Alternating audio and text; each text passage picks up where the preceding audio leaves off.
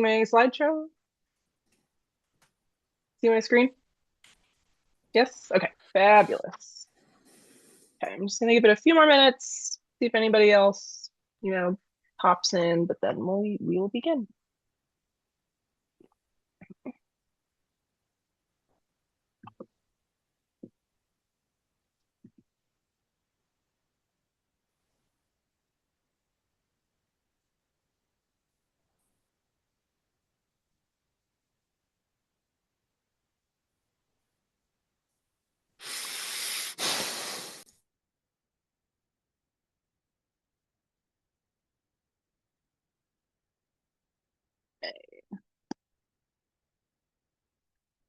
All right, well, we are at time, so I will go ahead and begin. Um, oh, upstate New York. Oh yeah. Yep, that'll be cold, but hopefully cheap in rent. I spent some time in the Hudson Valley, like by Carmel. Oh no, Carmel Hamlet. Carmel is in California. Um, Carmel Hamlet for a couple summers, and it's so nice up there. Um, but I had enough of the snow, so I'm gonna stick with California, I think, despite the rent. I Okay. mean, it's pretty and all, but because it's all pretty, it ain't cheap. Oh yeah. Oh man. Oh, Nome, Alaska too. Wow, wow, wow. Yeah, that's true. That's true.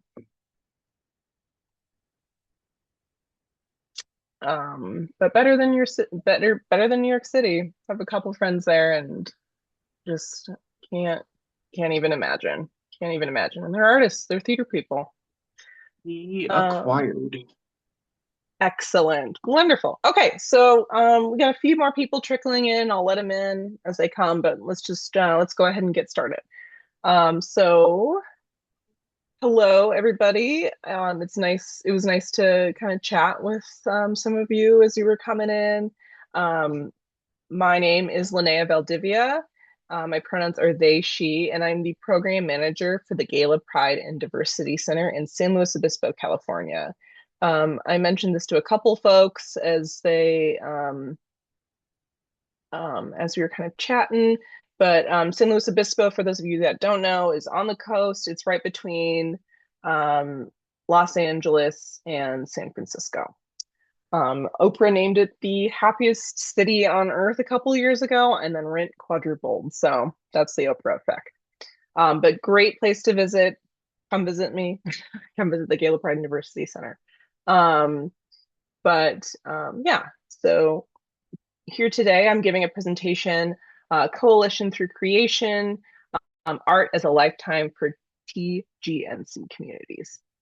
And so today I wanted to share a little bit about the importance of art making spaces for transgender nonconforming individuals and for community building and as a method of health and wellness. So, but before that, I wanted to give a little overview on um, my organization, and then we'll kind of get into that.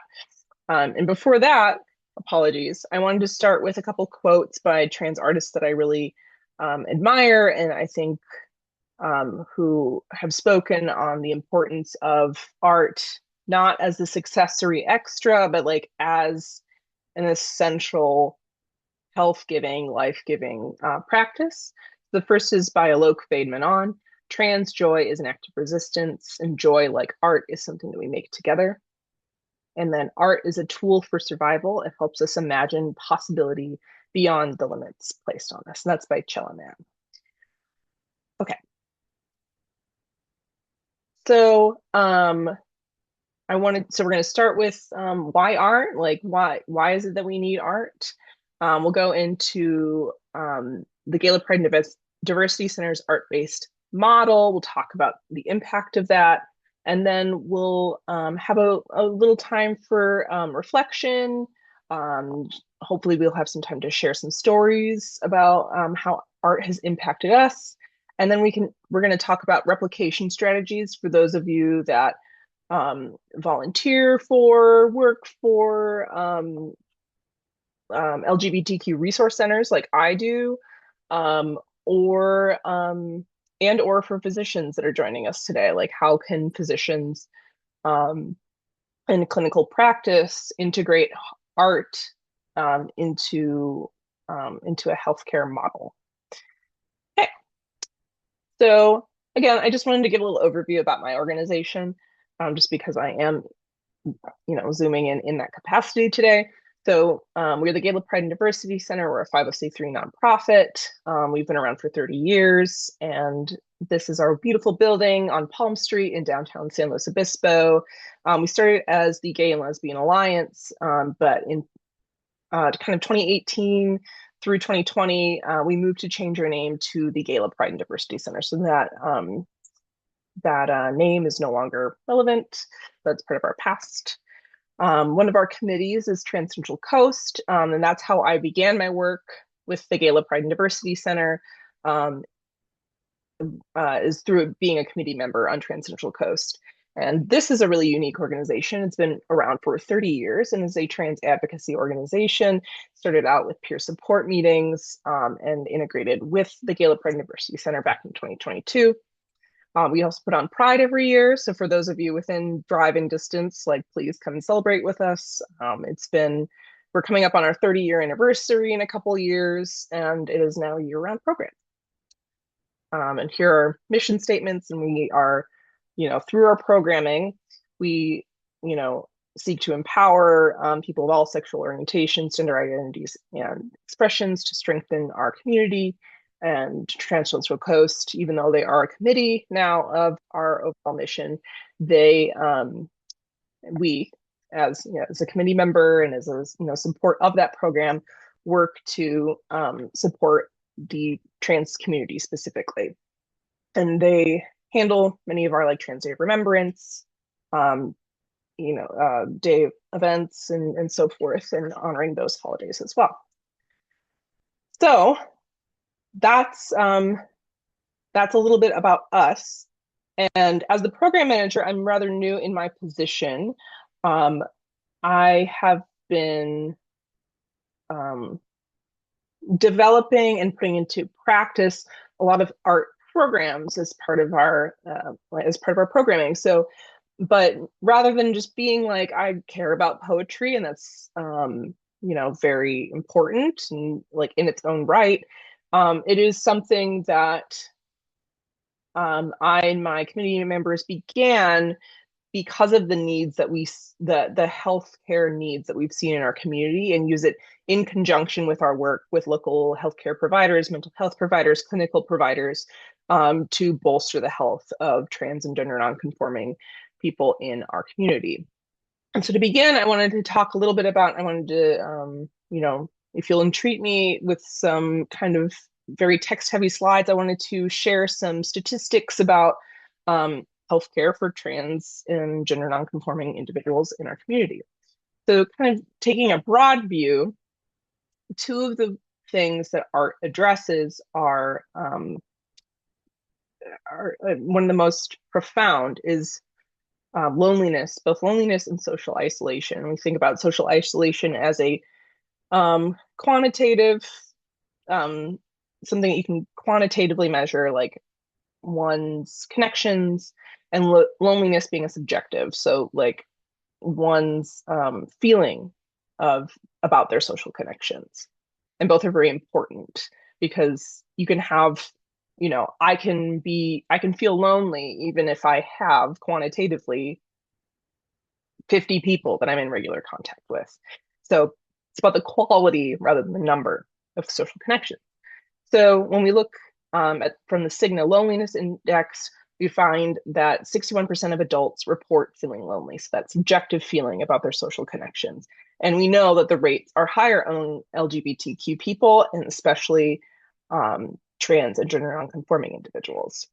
And we know that transgender adults experience 2 to 3 times higher rates of chronic loneliness than their cisgender peers. And we learned that from the UCLA Williams Institute, which is another fabulous organization that folks should connect with. And then again, we know that 1 in 3 trans individuals avoid medical care. for a number of reasons, and that nearly 50% have reported at least one negative experience while seeking healthcare within the last year. So these are, you know, rather dire numbers, but like they're important to understand the context and the need for increased healthcare, increased art access as a way to bridge some of these gaps. So looking at my local data, and again, if you work with or for a local LGBTQ organization, I highly encourage folks to seek out some of this local data because it's very important to understand needs and areas of improvement.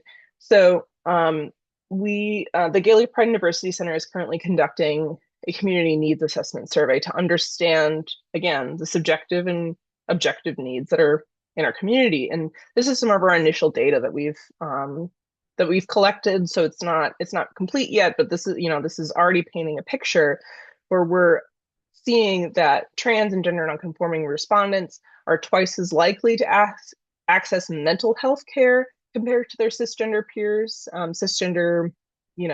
queer peers, which is fabulous. But only 12% or 12.5% reported positive mental health experiences, which is a staggeringly low number. And positive medical care, clinical care experiences were low, but were lowest among trans folks. And again, in basic needs and belonging, we see, worries about housing stability, food insecurity, and again, these feelings of feeling not at all welcome within the larger community. And then we find that a lot of trans folks are younger in our community, more likely to have a disability, and that trust in our organization is higher among trans and gender nonconforming individuals, which is a little bit of a humble brag, so apologies for leaving that in there.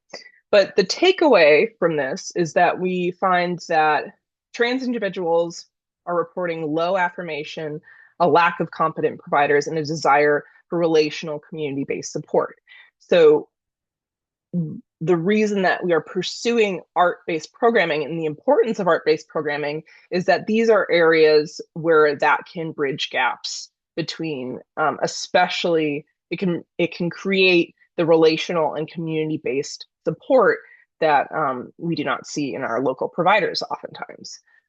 So looking at some more data, and then we will get into the art-based programming and some reflections, is this other really great organization that I encourage folks to seek out. They have a digital model as well. So whether you're in Nome, Alaska or Ohio, you can, access some of their programming, is the Foundation for Arts and Healing. And they explicitly connect health and well-being, health and wellness with artistic practice. And they've got a wonderful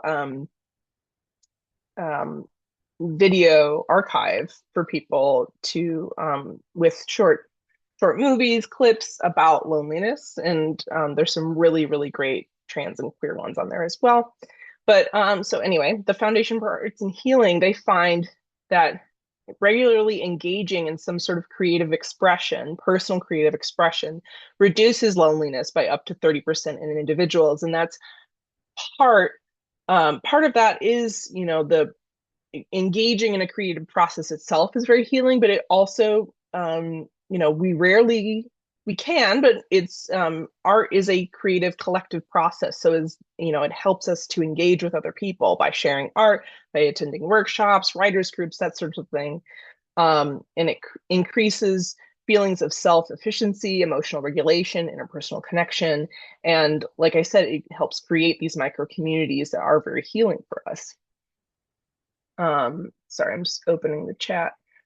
Oh yeah, dancing. That's a great, yeah, exactly. I totally agree. I don't have a lot of rhythm myself, but I sometimes will turn on some music in the living room with my kids and we'll have like a little dance party. We'll get like the strobe going. And it's a good time. And then so those are some general thoughts on the importance of art in health, but then why does it matter for trans people specifically, or why are we using art specifically in our trans and gender nonconforming spaces, is because we know that trans and gender nonconforming people face high stigma, stress. So the stress brought on by the stigma that we face as trans folks, and art provides an avenue for agency and self-definition. It strengthens community bonds, and it allows folks to explore their own gender and identity, which is a really important aspect of that. Creative art spaces create immediate sense of belonging, which works against isolation. So on the right here, we have this wonderful picture. One of our artists in residence, Gio Ortega, who we have a gallery space within our community organization, and we had a recent artist talk and opening of a show for their artwork, and that brought out dozens of community members who have never engaged with our space before, and to like creating this physical in-person community that's like so important, and allowed people to like engage with their art, but also to talk with a trans artist from our community. Um, our screen is blank. Oh, can you not see my blah? Oh no, I've lost control. Pardon me, everybody. Can you all see my screen? Yes, okay, great. Okay, wonderful. Then you all saw my little freak out, so I'm sorry about that. But so in creating like these opportunities for artists to share their work and present, we're, creating opportunities. Sorry. Your Um, dog is like crazy. I know. Oh, really? Am I? Yeah, at least every once in a while you don't get lip sync, but it's okay. Okay. I'll try and slow down a little bit. Maybe that'll help. But my computer, she's working hard right now. I don't know. So again, I apologize. Um, but we know that art is a protective factor for creating health, because creative engagement leads to community connection, senses of belonging, and will ultimately lead to this identity resilience and reduced loneliness. So that is, a little bit of background and like a little bit putting some numbers into the reasoning, rationale behind the work that we do. So our approach is to build and strengthen community through creative practices, and we do this through a number of ways. So the first way we see on the right, that is a shot from our community art talks. So every time we open a new gallery, we um, have opportunities for the artists to share a bit about their work. Um, and again, we create community by like featuring artists from our community and giving other local artists, trans and gender nonconforming artists, the opportunity to connect with others and react to artistic excellence that's happening in our community. Um, Another way is through partnering with other organizations. So on the right here, we have a um, program design, an Instagram post for a Pride night that we put on with a local theater, the Pacific, um, the PCPA, Pacific Conservatory Theater. And as you can see, it's happening tonight. I'm going to be going to table with our partner organizations in Santa Maria, which is a relatively isolated town, but we partner with other organizations to create a welcoming and affirming space for shows throughout the year. So again, people can can connect with one another. Um, and some other things, so some other program components for the things that we put on. So I mentioned our gallery, our ongoing gallery presentations where we program trans and gender nonconforming artists within our community to we commission them, we allow them to sell work within our space in like a legitimate art gallery setting. And again, that, foregrounds and spotlights the creativity within our TGNC community.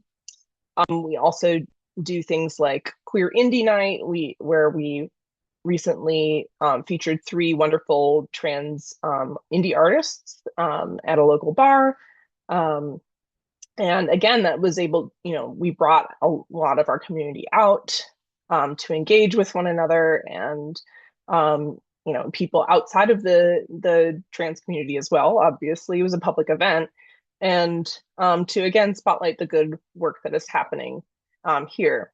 We also, on the bottom here, for our Trans Day of Remembrance celebration earlier this fall, we gathered art by we, instead of doing a vigil and um, which we do every year, we decided this year to do an art show where we solicited art pieces by, again, gender nonconforming folks within our community in order to create a hyper local archive of the folks that are in our community. And that was, we asked for traditional art pieces. We got some really wonderful paintings and so forth. But we also asked for personal items of personal significance. So, for example, somebody brought in a denim jacket that they cared a lot about, that they had gotten from a partner, and it was very gender affirming, and they had a big patch in the back that said "I love trans people." And for each item that was featured, we had a little artist statement with each one. So it's both it's both art, like things that they created, and people can be like, I was exploring identity in this one, or rebirth, but it was also like, this was my, there's also a pair of shoes, like this was my first pair of girl shoes, and like, this is why this is important to me. And so, creativity doesn't need to be, I'm putting paint to paper. It can, of course, be that, but it is also about like engaging and thinking creatively about the things that make us who we are. So, in thinking about our programming, it's important for this to be led by, trans and gender nonconforming artists. I'm one of the leads on that.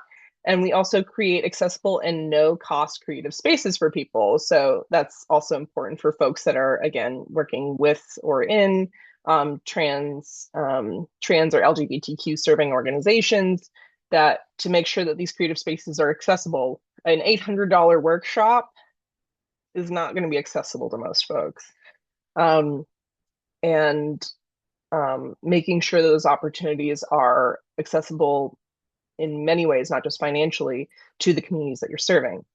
Intergenerational participation is also very important. Sometimes our programming, no matter how hard we can try, and I'm talking not just as GDPC, but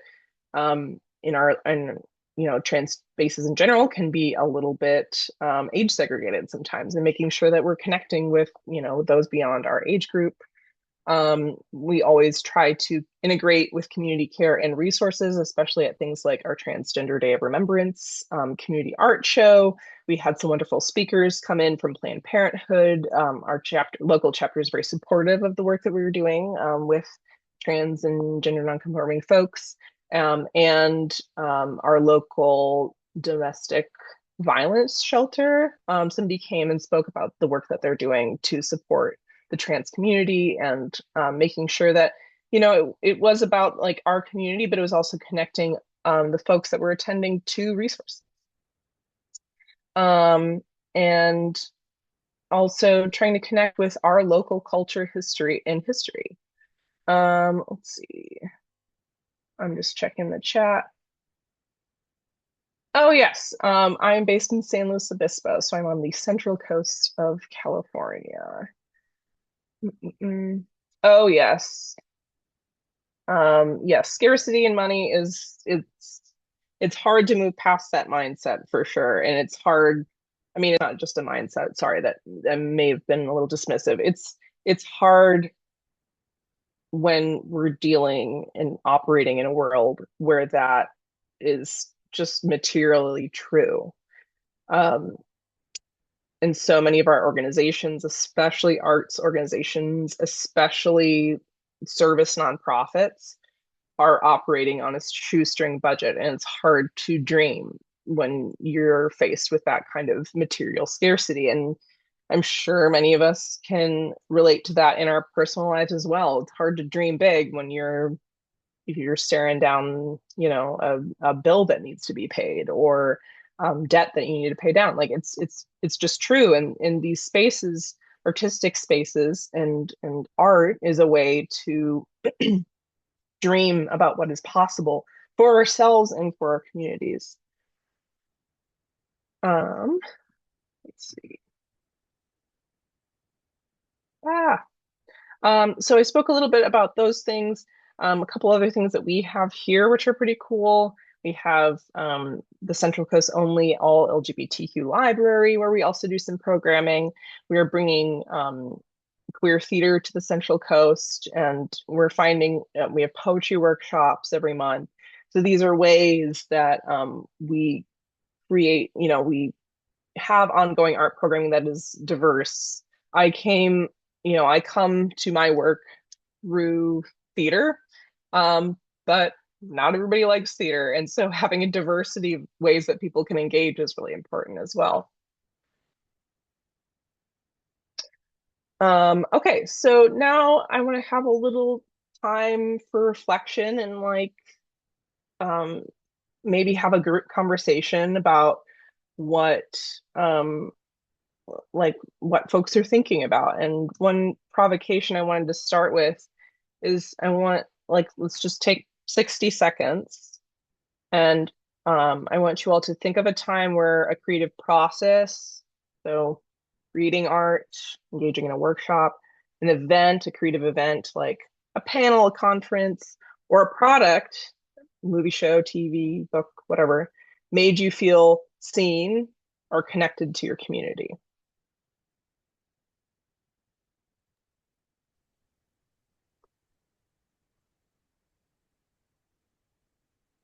Ah,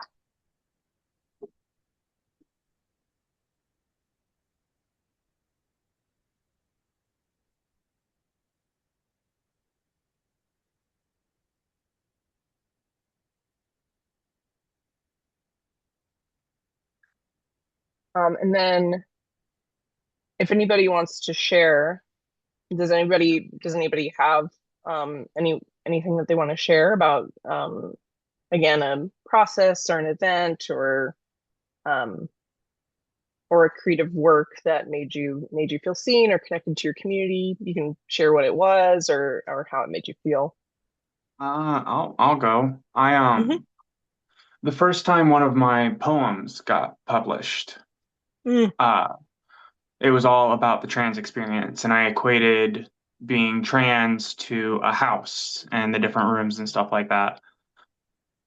And mm, it got published, and then it was read at a Vagina Days monologue, and it just kind of it really made me feel seen as a trans woman mm. and heard as a trans woman. You know what I mean?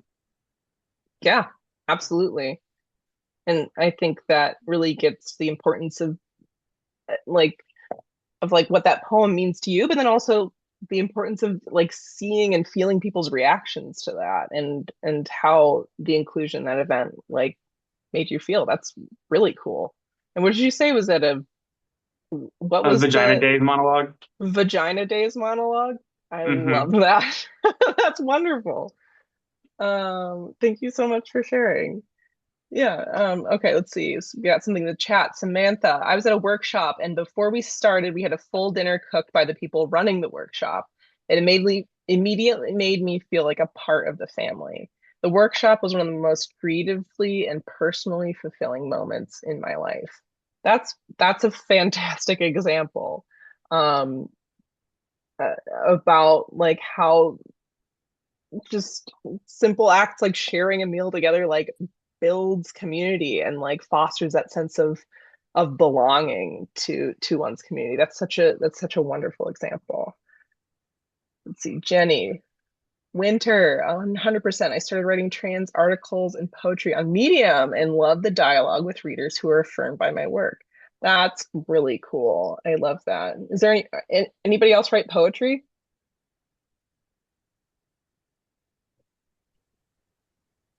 I dabble a little.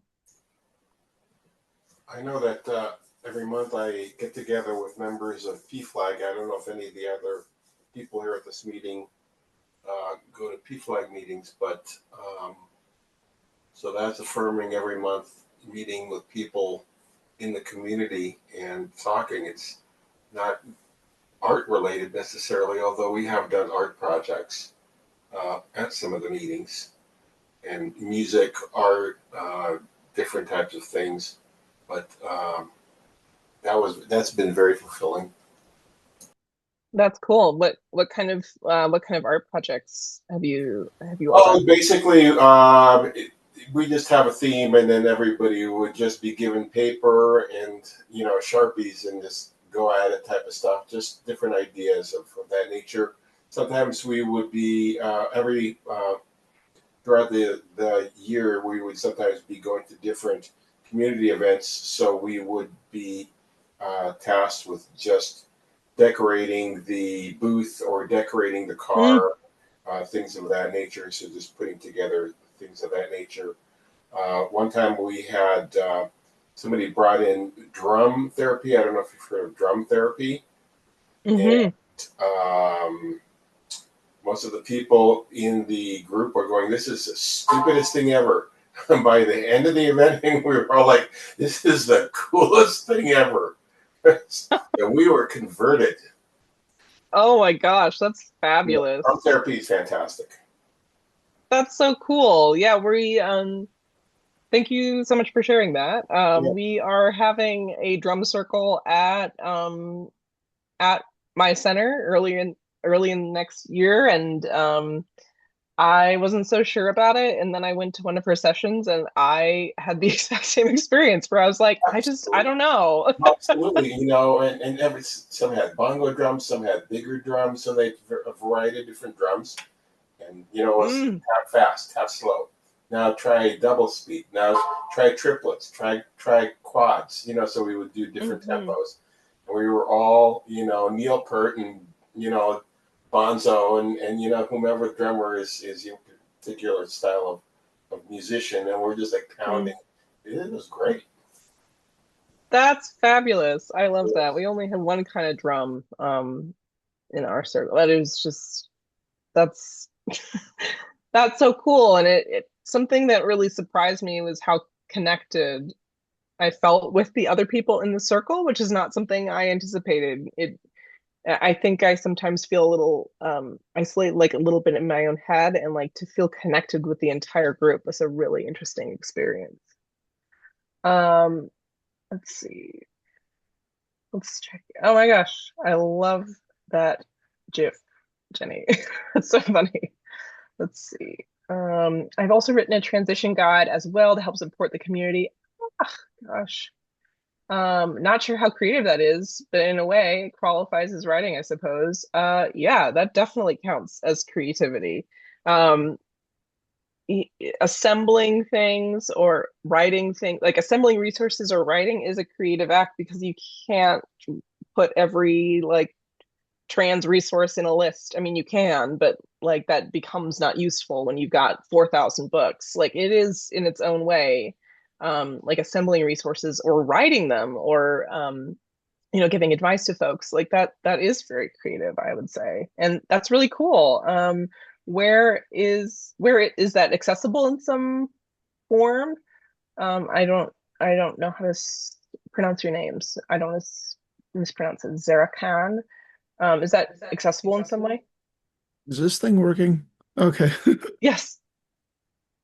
I also put up above, I'm presently working on a 300,000 plus word sci-fi novel that Wow. features all trans characters. And I'm getting close to finishing that, reviewing the draft, and then also getting it published on Amazon, where I've published works before. Um, As for the guide, one moment,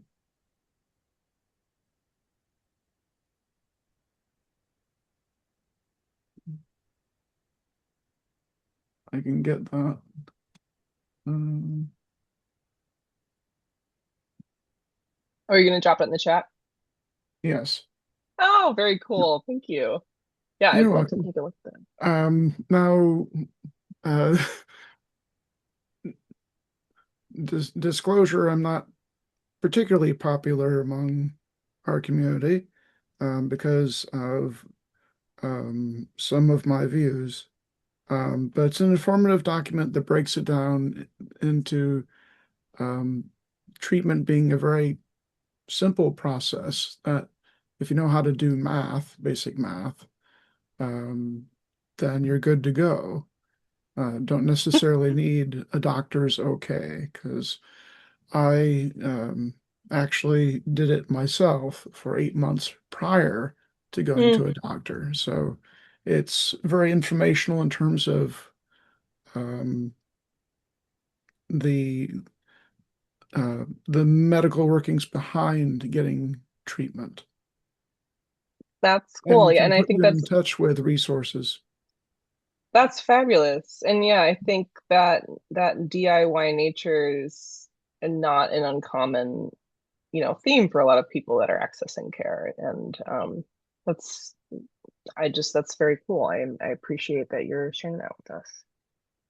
Summer. Oh, hi, Summer. So many creative folks in the chat. If you are in Prism, Plume's community hub, we have a section called Made by Us, where you're going to share all your incredible work with the community. That's fabulous. That's such a good point. Yeah, Prism is such a great way to connect with other, trans folks and like see the cool work that's being done in our community and our community all over the country.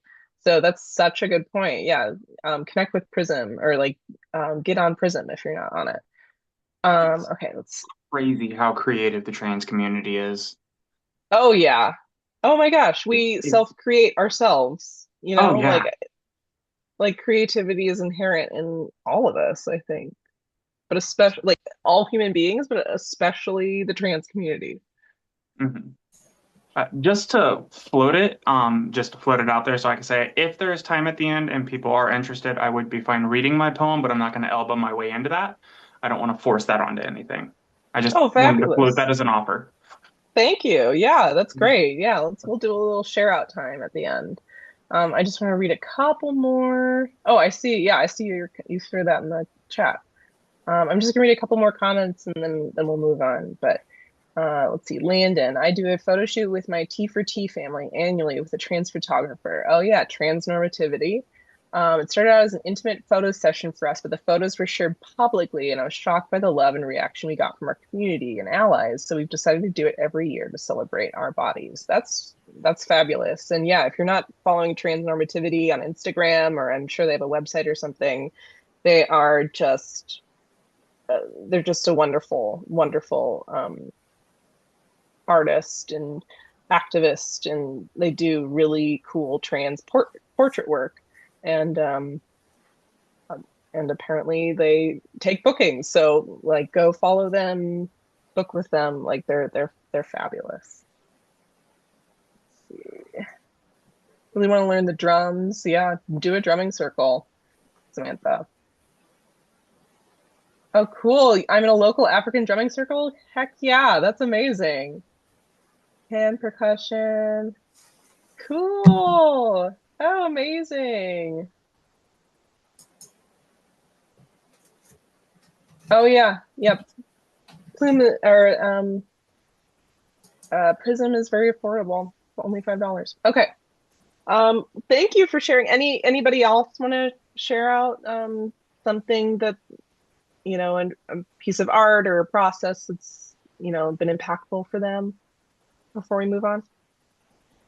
Yeah, I will. I just wanted to share that I was able to take part in a government grant funded it was a poetry workshop. It was several weeks. It was queer only event, and there was a poetry prof actually who who was leading us. And through that process, I found that I was able my there was an evolution in my understanding of my gender identity, and even my pronouns Mm, evolved and changed, and it was scary as all get out, but it was sort of thrilling as well because there was a part of me that hadn't been seen before, even by myself. And mm. so I saw myself more clearly, and I let others see me too. So that was fabulous. And then we had an evening at the end, which was like a public event where we were invited to share our poems, and there were other groups doing other things like dance and writing and what have you. So I got to perform this super vulnerable poem in front of like 100 people. It was like general public, and there were lots of queer and trans people there, but Mm. I super felt seen there. So it was something very empowering about that, and like it was like an evolution of my being Wow, that's incredible. That's incredible. Where was this? in Canada. In Canada. Okay. It's like that I can't imagine happening in the States, but that's amazing. And that's really cool. It was a 1 day workshop or was it an No, the ongoing? workshop, there was a series of different kinds of workshops that people Mm, could sign up for, and this was the poetry one was seven weeks in a row, one night a week for 7 weeks, and we did all kinds of exercises, and I just kind of really got into it, and I just found there was stuff lurking in there that wanted to come out, and so I let the poetry speak the truth of what that was, and then we got to share with our fellow queer poets, and then later with the public. So it was really a beautiful process. that's amazing. And I think that's such a good example of the ways that engaging in a creative process can be illuminating. You know, I've been talking a lot about community connection, but can really be illuminating for ourselves, like in our own exploration of ourselves. It's that creative self creation that's so important that we can explore through art. That's really cool. Thank you so much for sharing that, Robbie. Okay. I'll wait just another moment. If anybody else wants to share it, then we'll move on. Since I shared the guide, I might as well share the Discord as well. It's an automated, essentially news ticker of various things that affect the transgender community. Hmm. I'm presently looking for the document that has the link. Hang on. Um, one moment. There it is.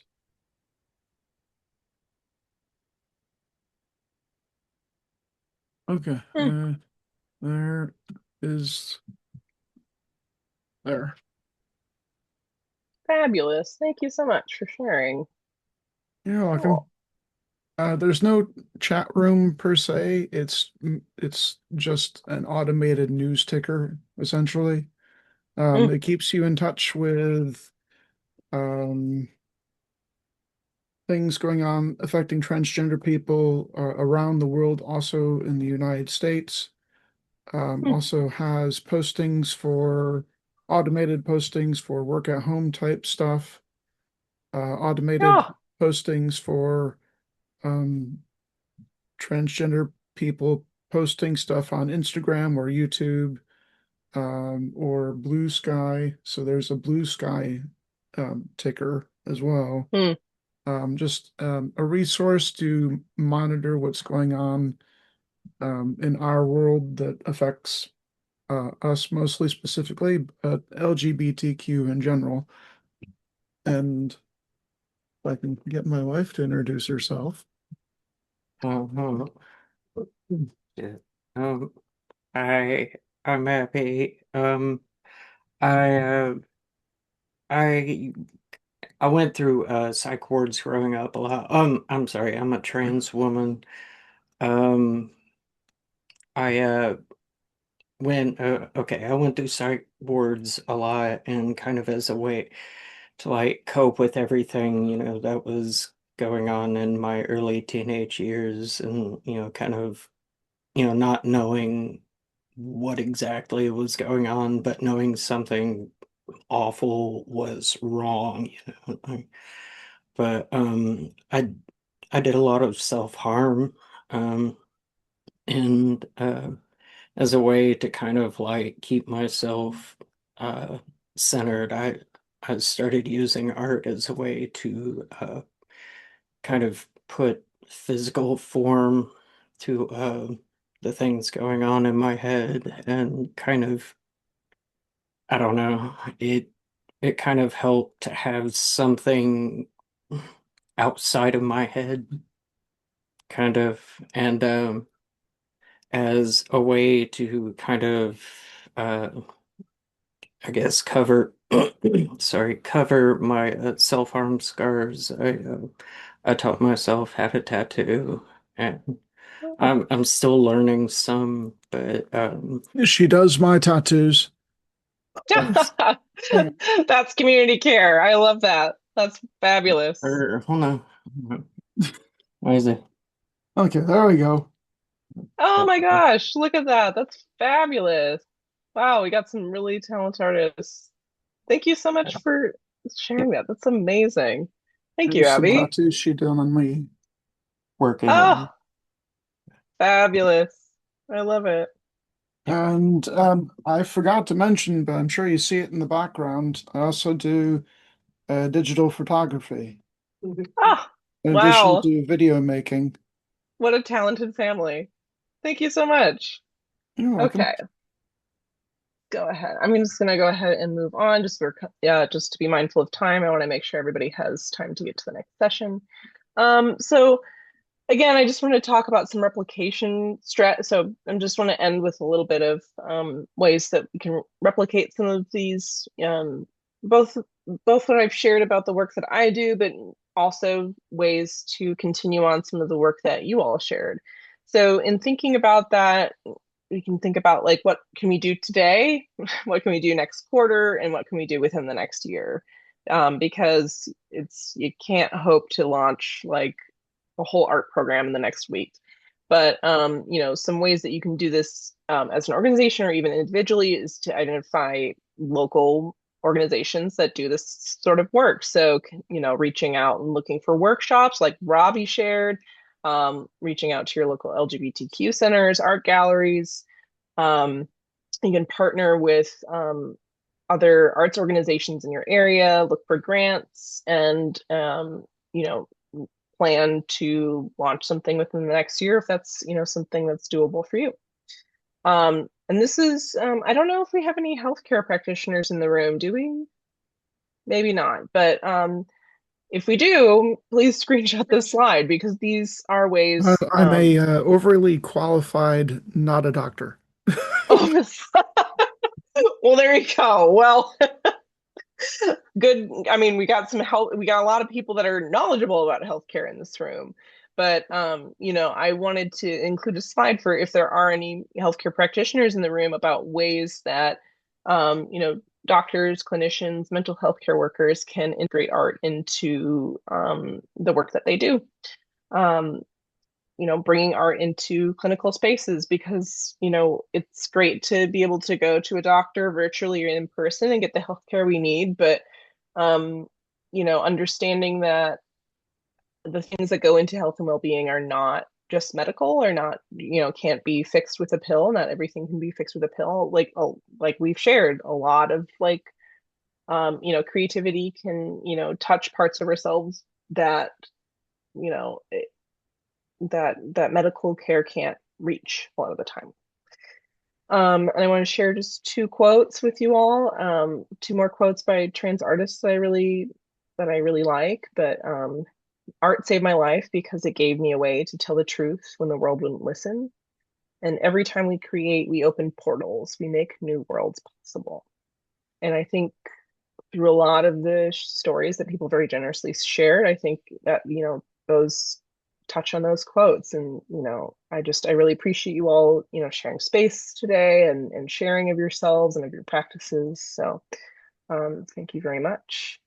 Once again, my name is Linnea Valdivia. I'm the program manager for the Gala Pride University Center. And here are some links to both the website for the organization that I work for and for our newsletter. if you want to, keep tabs on what's going on or be able to access the resources that we have, please, you know, check us out. So thank you so much. And I can, take questions, or we can just hang out for a couple more minutes for the next session. So thank you all so much. Is it cool if I read my poem or no? Oh, sure. Yeah, go for it, Winter. Give me a second. I need to uh, find where's my notepad? Someone vamp for me while I find it. Oh, we can take a question while Winter finds that poem, or anything else that Ooh, anybody wants to share. I had something I wanted to share about feeling affirmed in my community. We had an open jam yesterday, and I got to pull out my synthesizer guitar that I've been Oh my working a really God. long time on. And then I was playing Bob Marley, and someone was drumming with me perfectly, and we just were like jamming to jamming. And it was super affirming and super fun, and I felt really connected with everyone through music. Oh my gosh, that's so great. It wasn't planned. They just like jumped in with the drums. Well, we do a monthly open jam at my apartments on the first Thursday Oh, of every month. So it was our monthly open jam. But I took my synth guitar. This is the first time I've had my synth guitar out. oh my gosh, that's so cool. I love that. Thank you for sharing. All right, I found it. All right, Winter, let's hear it. This is titled "A House Is Not a Home." Hmm. I live in a house with no foundation. Been there since birth, surrounded by paper walls, but remaining in isolation. Since you're here, would you like a tour? It's got a bunch of stories, but don't worry. Most of them aren't worth showing. Either wrecked or overflowing, there's some old baggage that hasn't been unpacked yet.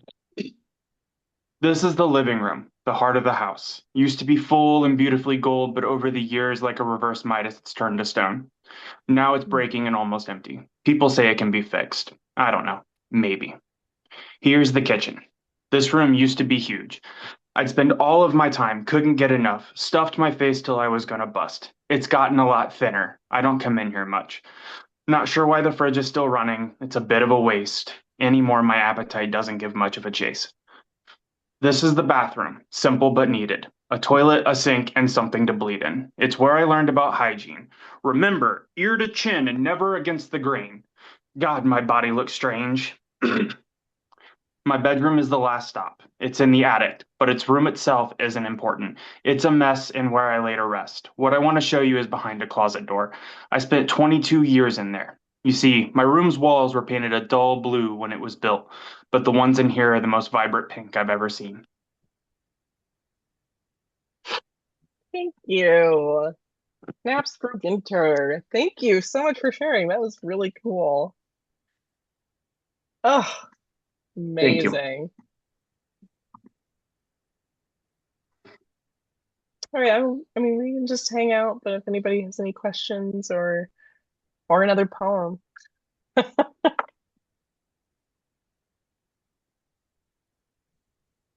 Oh, the anxiety's got me shaking. Oh no. You did great. Thank you. I recently received some advice through a video game I played recently to think of everyone as being cats, and that may help with the anxiety. Everybody's kitties. That's very helpful. That's much more helpful than what is it, the advice, picture everybody in their underwear when you're performing. That feels weirder. But picturing everybody as cats, I can perform for Yeah, cats. picture, imagine that your audience is all naked. That would just be creepy. Yeah, like I don't know. Especially in this That day and feels age worse. with what's going on with the pedophilia, that's kind of going the wrong way. Mm. So taking it away from that note, I was moving through my house doing some chores for like the later half of this seminar. So as the poem was being like spoken, I was actually moving through my house, not Oh, intentionally, almost in a very similar way. So it was like a full experience. Oh my gosh, that's so cool. That's immersive performance. That's amazing.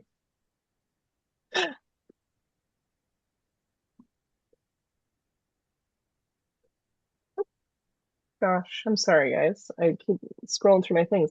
Well, anyway, thank you so much. I'm gonna end a couple minutes early, but it was so great to share virtual space with you. Um, my email's on here. Please reach out if you have any questions or anything. So just thank you so much. I appreciate all of you. Oh, God.